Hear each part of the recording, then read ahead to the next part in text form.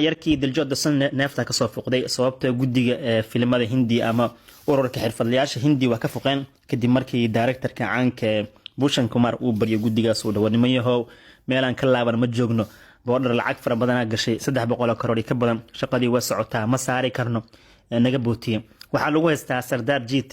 inay ku jirto gabar Pakistani Haniya Amir laakiin gabadhan Pakistani Hindi intaas isku dhaceen dagaal galin ka hore filinka duubtay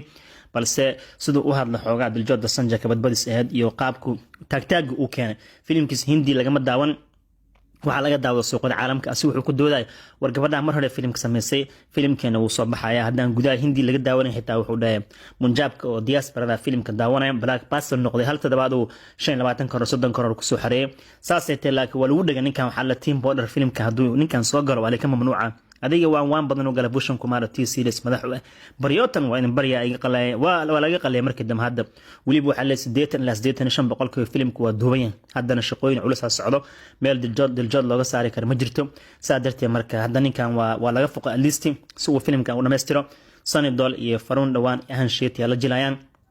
waana film aad u weyn oo lacag fara badan gashay